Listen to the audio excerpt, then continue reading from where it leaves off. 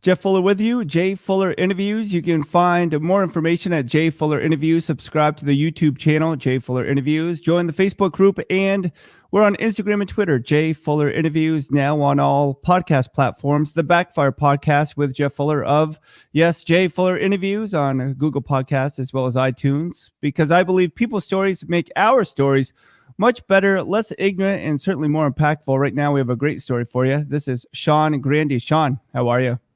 I am well. I'm staring at that 15-year-old, 20-pound, heavier, bad haircut picture of me behind you. Saying, man, thank goodness we evolve.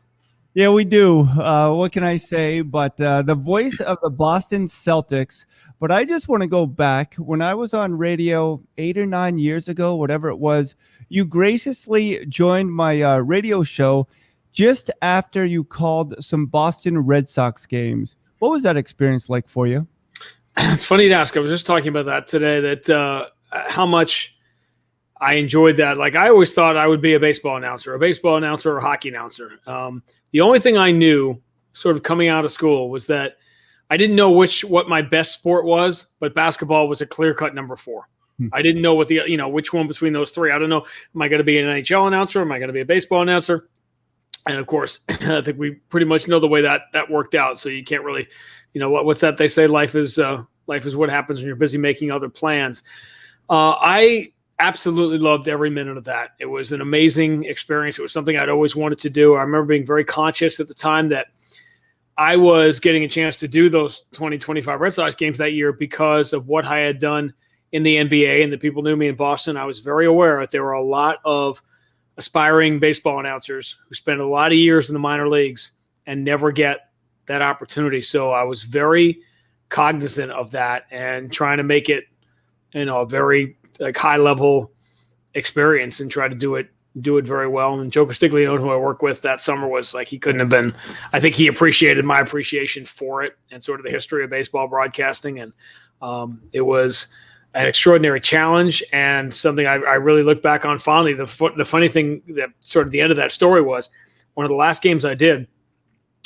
I remember getting on the bus in San Francisco, and Larry Lucchino and Dr. Charles Steinberg were there, and they were having this great conversation with them. And like, oh, we're so happy you're with us this year. And, we've been listening to you for years. And we're talking about Camden Yards, and we're talking about baseball. And literally, I did the game that night.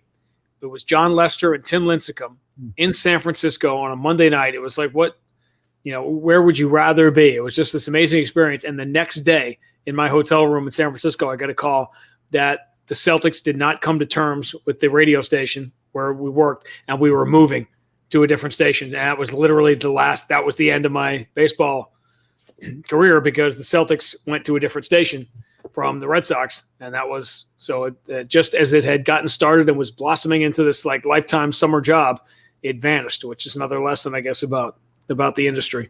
Yeah, and timing, and I guess being prepared, which you all seem to be. Something that you mentioned to me, whether somebody told you or you had a concern of yourself, was a game of baseball being slower than that of basketball and just trying to get the proper cadence. Did you have to practice that, or did you practice that before calling those Red Sox games? I did. I did. I remember in the weeks leading up to it, practicing and, gearing up for it. Because I had a few weeks. It was the end of the Celtic season. I don't think I was starting with the Red Sox until the middle of May. So I was able to do it. And then I traveled with them. Before I did my first game, I went with them for that weekend in Minnesota. And there was an empty booth next to, to Dave O'Brien and Joe. And I ended up, called the game by myself. But I like to think that I had been preparing my whole life for that, calling games off TV from the time I was 7 or 8 years old, and watching probably every Mets game that took place between 1982 and 1989. Growing up with Tim McCarver and Bob Murphy and all the great Mets announcers. So I think baseball was probably my most natural sport. I just hadn't done it beyond college. So I think it was a matter of finding something that was already inside me when I did it that year. And that was one of the really rewarding parts, was people being surprised, because in Boston, and the people who knew my work had only heard me do sort of fast action sports. That's probably what our conversation was about back then. And I think people were genuinely shocked when they heard me calling a different game with a different cadence. Yeah. Hey, where did you grow up? I grew up in Greenwich Village in New York City. And so when did you realize that you wanted to have sports as far as your vocation? When I could no longer hit pony league pitching. And that was pretty much, I had great plans to play second base for the Mets. But when you grow up in Manhattan, the athletic dreams are kind of difficult to pursue. Forget hockey because there's no ice. You can't play hockey. And I think every sport you play, if you're a kid growing up somewhere, and my son's had the benefit of having sort of a city life and a suburb life. But you think of growing up and playing baseball in fields and stuff like that. The skin is gone from your knees when you grow up in the city. By the time you're like 8 or 9 years old, you're already washed up and your knees are done because you've been playing on concrete your whole life. But it's hard from an organized standpoint. If you want to be a baseball player, like you're playing softball growing up in Manhattan, because there's nowhere really to play hardball. There aren't fields. There's not a lot of places to do it. So, as I said, when I realized that athletically I'm probably not going to make it to that level, I said I'm going to be in the major league somehow, and that was my way. Who was your biggest cheerleader growing up? I know that some students, they have these dreams and parents would say, oh, that's a great backup plan, but focus on whatever else. But who really spurred you on towards this venture? Well, I think my mother is still waiting for me to get a real job. So I'm not sure I'd start that. I don't have a specific answer for that. I was an only child. I think that, my parents, and I lost my father died when I was 14, but I think they were encouraging of it. I think one thing I remember my father telling me was that the secret to life was really finding a job that you love. And I do remember working on some kind of like 12-year-old, 13-year-old project, and him saying that to me one day over a summer, that really was an important thing. And I don't think I was never discouraged from doing it. I think, I don't think my mother wanted me to get this extraordinary education and whatever, so I could, follow Jaylen Brown and Marcus Smart around the country. I don't think that was her intent in that, but I'd never had. I think she would probably tell you in a private moment that she's probably somewhat proud of what I've been able to do. And I think it's a matter of everybody has their own. I'm one of the lucky people in the world, and I know that not everybody gets to live their dream, whatever variation of it is, and that we all have things that we want to do when we're 12 years old. And luckily, in this world of arrested development in which I'm in, I've been able to avoid getting a real job for all these years. And again, Sean Grande, the voice of the Boston Celtics, making some time for us. And Sean, I say that's kind of tongue-in-cheek. I don't know what type of relationship you have with Jeff, but Jeff Twist, native Vermonter, he's always been kind to me, and he's been with the Celtics for a long time. He talks about being a dream job as well. Even the dream job is still a job. What are the most difficult things about being a part of the Boston Celtics? I think being away from your family. Being away from my son, is the toughest part of it, certainly. And that's something you don't perceive. I was fairly old. I was in my late 30s, when I became a dad. So I had a career for a long period of time before that. I was used to it in a certain way. And then also that's this part of your life that sort of gets added to it. And you're like, well, I don't want to go on this road trip. I don't want to miss more time. By the time he was 3 or 4 years old, I was doing a lot of other stuff, and I was doing some things for CBS, and I had started doing MMA pretty much full time. And the travel was just, it was for the first time in my career, I was like making good money, and I was, traveling all over the place, and I was doing a show that was getting, a million people watching it, every time we did fights. But it was just too much to be away from him. So I think that's certainly the hardest part.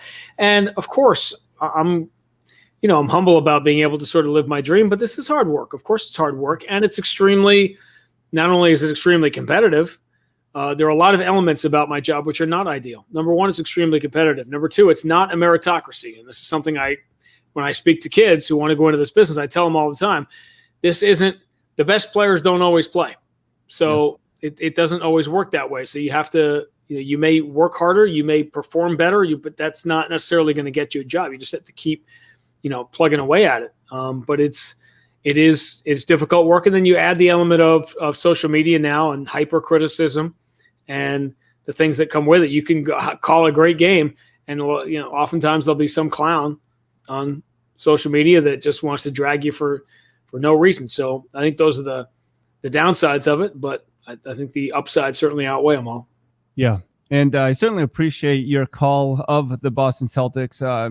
It's interesting. There was a game, I can't remember, a couple years ago when the Celtics, it was before Jaylen Brown, but they were struggling so badly from the 3-point line. And every time you said so-and-so for three, you tried to force or push that shot down through the cylinder, but it just would not go. When you're calling a game like that, how do you stay up for the game or motivated? Or are you not really a fan of the Celtics anymore? You just know the business side of it? Well, I think you're telling the story. You are part of the Celtics organization, and that you are telling the story from a Celtics perspective. I don't want to say I get criticism. I get Max and I are very lucky. We're very tenured, and we don't get a lot of heat, obviously. But the little that we do stems from people that want us to be more homerish. In the great tradition of Celtics announcers and Johnny Most and Tommy Heinsohn, who call things not as they see them, but just, or maybe they do call them as they see them, but they see them just completely as fans. I think it's about, it's about storytelling. It's about, to me, the most romantic job in play-by-play is being a team announcer. For all the national stuff I've done, and I love it, telling the story of a team from opening day of training camp to the last playoff game is the beauty of it. And as far as, finding a motivation on game 17 of 82, I have something that I do that I've always done, which is before a game, I try to make eye contact or find a 10-year-old kid, a 12-year-old kid in the crowd, walking around sort of wide-eyed, excited to be there, and remember that is me, and I'm doing what I always wanted to do. And from the time I would go to games at Madison Square Garden as a kid, this was my dream to do it. And that will sort of snap you out of whatever bad day, mortgage payment, dentist appointment, fog you may be in on any given day. That's so good. And now is certainly different times with COVID, with the pandemic, the bubble. Hopefully we can have fans in the future, but it's just kind of a crazy time. When you think about not having fans, how much does that take away, not just from the players, but from what you do? Well, it was my biggest concern. It was extremely difficult to do what we did. I'm proud of what Max and I and our crew that put together those games accomplished. I tell this story a lot, but a couple of times in July and August, just walking around Boston or being, out and about in Boston, somebody would see me and say, "Wait a minute, I thought you were in Orlando." And that to me that's the best compliment you can receive, that we made it convincing enough that it really sounded like we were there and it sounded like a real game.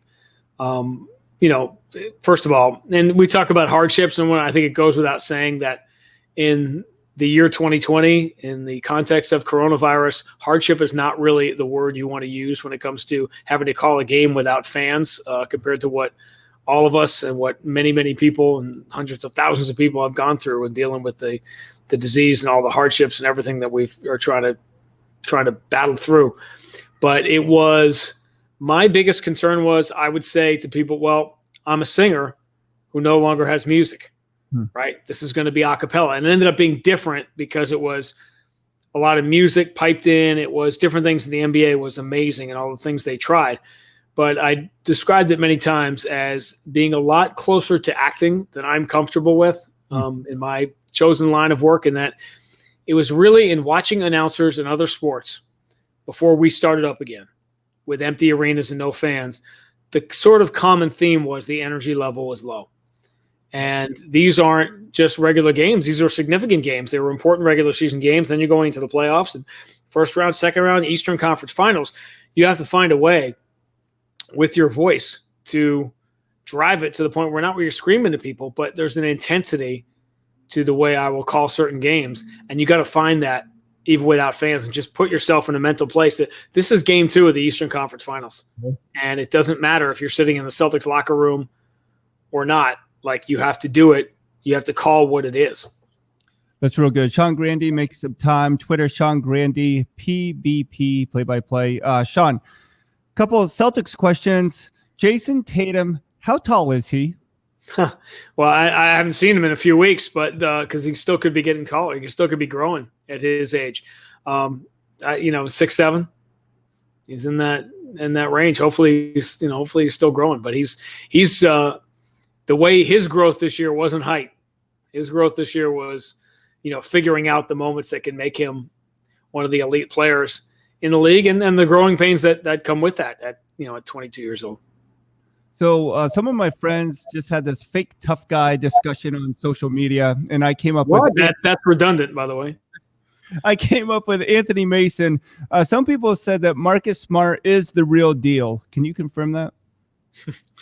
I don't think there's any question about it. In whatever it is that context of conversation is about, from a basketball standpoint, from a human standpoint, from a tough guy standpoint. We talk all the time, and I tried to although you cannot really separate the world around us from what was going on, in the bubble. And I was very, very happy to put stick to sports permanently to sleep, because that died its death this year, that there is no more stick to sports, because that's another thing people have gotten on Max and I over the years, is that we don't, and tough if you don't like it, because the worlds are too connected.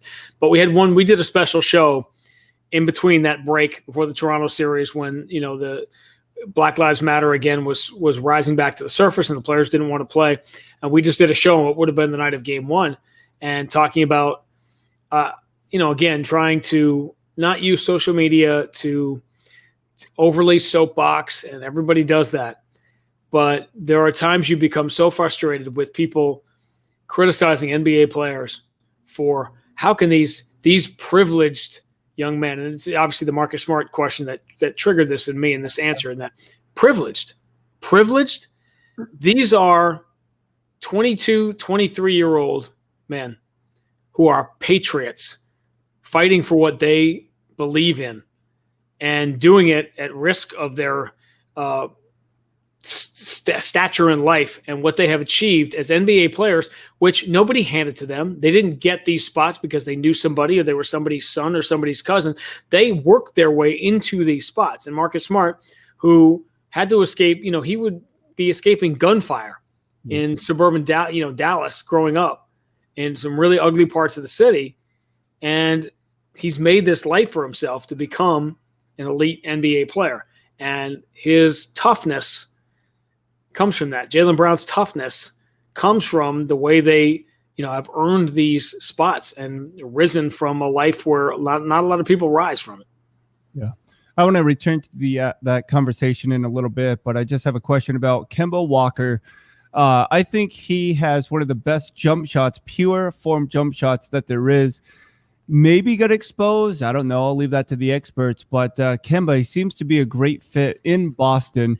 Can you just talk about some of the leadership differences between him and Kyrie Irving? Yeah, Kyrie is his own podcast, right? Kyrie is like a multi-series. Kyrie is a mini-series, a podcast, for better or worse. And whoever followed him was going to, be unable probably to do a lot of the basketball things he could do, but by definition was sort of set up to be a better quote-unquote leader, and sort of lead by example. It was the perfect situation for Kemba Walker to come into in Boston. But, the Kyrie thing is, listen, it's fascinating on a variety of levels. I would get some heat here because I was too critical of Kyrie when he was here. And then when everybody turned on him, when he kind of went back on his word and said, we'll see what happens in July and whatever, and it was obvious he wasn't going to stay, everybody here turned on him. And then suddenly I became too pro Kyrie, even though my opinion never really changed, because Kyrie was the same guy in Boston that he was in Cleveland. I said this a million times. Kyrie Irving was here in Boston? He was Kyrie Irving. Same dude he was in Cleveland, same dude he's going to be in Brooklyn. That's Kyrie. I think we all convinced ourselves, I think even not just fans, I think to some degree the organization convinced themselves when they landed Kyrie Irving, and suddenly you had the most beautiful girl in the world on your arm, and you had heard some stuff about previous relationships, and yeah, there was some behavior there, but what do we always say in that spot? Well, that won't happen with me. Right. That's not going to happen. That's not going to happen to me. That's that's the other guy that happened with. And then the same stuff happened here, and it'll happen here in Brooklyn, because that's Kyrie Irving, and that's his deal, for better or worse. But Kemba, I think by definition, just walked into a great situation. And I think Kemba and Gordon Hayward both had been in the situation a lot of guys get to in the league. They had been the star player on a decent team or a bad team. They had been to all-star games. They had scored 20-something points a game. They had done individually what there was to do. Now they want to win. So here you have Gordon Hayward and Kemba Walker in a situation where they are capable of dropping 30 and being the best player on any given night. But if it's Jason Tatum's night or it's Jaylen Brown's night, whatever it takes to win, they just want to win.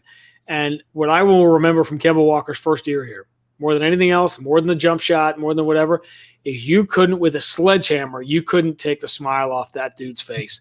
He was so happy to be here. They lose opening night. He didn't play well in Philadelphia. And then the Celtics win 10 in a row after that. And they're 10-1. And here's a dude who, as a rookie in Charlotte, won 7 games all year. They were 7-59 his rookie year. And all of a sudden he's 10-1. He's playing in Boston where the fans care. And he was thrilled. Now, I think we'll never really know how healthy he was or wasn't throughout the summer and into the playoffs. But just such a happy guy. Oh, that's awesome. I'd love to talk more specifically about different players, but I know you have to go in a little bit, so I'll just transition. First of all, I got to say, I love Jaylen Brown. There's some nights where I think he's just going to be phenomenal, and I almost want to advocate him over Jason Tatum, but then I just want to bask in the fact that they're playing together, which is quite a compliment. Hey, the question is, what did you know about Max before you guys worked together? Max and I had worked together a little bit at the radio station, at the flagship radio station, when Max was hired to do the games in 1995. And it's funny, we just passed the 25th anniversary of launching the Glenn Ordway's Big Show, which was a bunch of people on it. Obviously, I was on that show at the start, doing my part of it. And Max was a frequent guest, so I had met him a little bit there and knew him a little bit then from that. And then my first game in the NBA was a 4:30 in the afternoon. Program director comes into my studio where I've been doing the updates on the afternoon show and said, Howard Davis not going to make it back from Miami. After doing Monday Night Football, you're doing Celtics tonight. And that was at 4:00 or whatever. It was right before Christmas in 97. And so we did that game. I think I did another fill-in game after I was in Minnesota. But it was Max, the relationship, it developed very quickly, but he was the one who called me. I turned the job down a couple of times in the summer of 2001 to stay in Minnesota. I had several years left on a contract to do TV in Minnesota. And it was when Max called my house and we started to talk about the possibility. That was the first time I really considered it. And it's funny, I knew him more as, I knew him a little bit as a player, but I really knew him more from the years I was working at the station and his first few years as a broadcaster with Spencer Ross and Howard David. So unless you've hit it, you did not play professional basketball. Was that refreshing, do you think, for Max to have you coming from that side? And was that refreshing for you knowing that you guys had complementary viewpoints and perspectives? Well, I think our mix had to do with the people, the people that we are, that were on the surface very different, but we had this very unusual combination. Like I was the young white kid that listened to Jay-Z, and he was the older African-American guy that listened to James Taylor. And it was this sort of the combination of our ages and our different backgrounds. I'm very city, he's very country. And I think we played that up a little bit. Like obviously it's a pro wrestling thing, right? Like you take your personalities and then you turn the dial up. And Max being sort of plain spoken and country at times, he turns that up. And so I would turn up the city, use bigger words type thing. And it just became it became a dynamic right away. And I think by our third or fourth preseason game the first year, it was pretty clear to me that it was going to be a thing for a long time. So now for me, I'm Korean. I was adopted as an infant, grew up right here in Vermont. And something that I've never really understood, never had to deal with it, is that of racism. When people would think, or even now would say that, how could you work with Max? Can you even fathom where that mindset comes from? No, because I often say, listen, I grew up in New York, and I think the term now people use is the post-racial world, but I grew up in New York where you are raised to hate everybody. Yeah. I don't have time to divide people. Like you're trying to get home and not get mugged, right? Like when I was growing up in New York, you don't have time to divide people up into groups. I always like to think of it, and I think in a lot of ways, I'd like to think of it as something, racism as a concept. and ignorance was something that would just die out with older people that felt that way. And I think this year was jarring for a lot of us. I was someone who on May 25th of this year, I was still ignorant enough to think that somebody having a phone, taking a video of a police officer would be enough to stop him from killing somebody.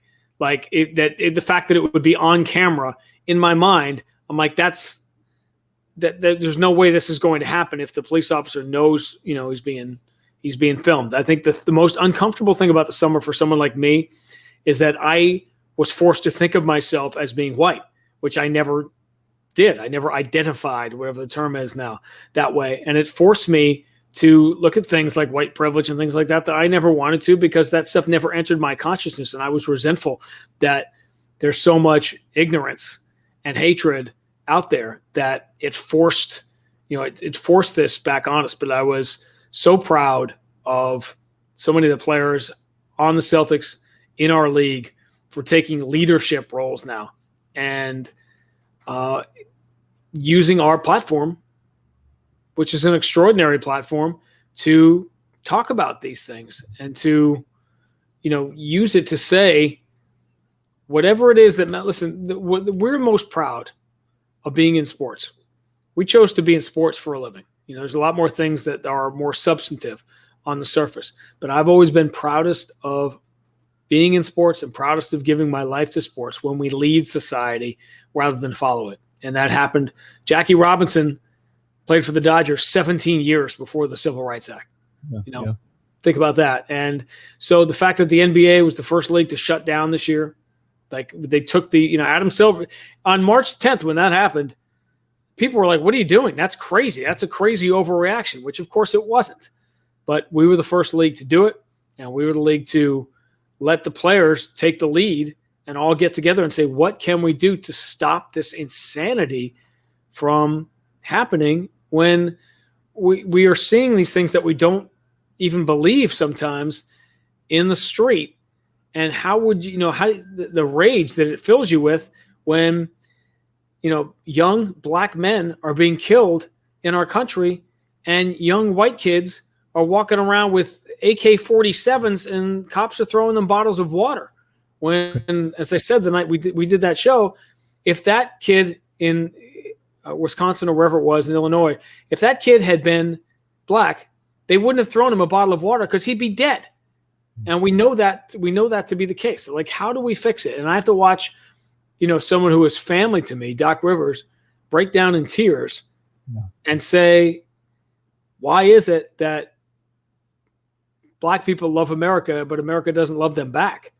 And there's a guy who had his house burned down by white supremacists and found a way to go on. And there's all these things that we just don't. So what are we doing with this platform if not making the world a better place? Yeah, so powerful. So, Sean, I'll end with a later question. This is stolen from Hernando Planos, the Be Contagious podcast. Make sure that you check that out. He always finishes with saying, if or when, in your case, when the feature film is made about you, your life, who plays you in that feature film? I never thought of that because I just don't see that feature film happening. It's funny because in the 90s, he was a much bigger star. People always told me that David Duchovny. Okay, there you go. Right. But it's more from the side. It's like a profile thing. But I used to get that one. I used to get that one a lot. But I assume, it would just have to be someone, as my wife would tell you, it would have to be someone staggeringly handsome. I would imagine to even just try to fill the shoes somehow.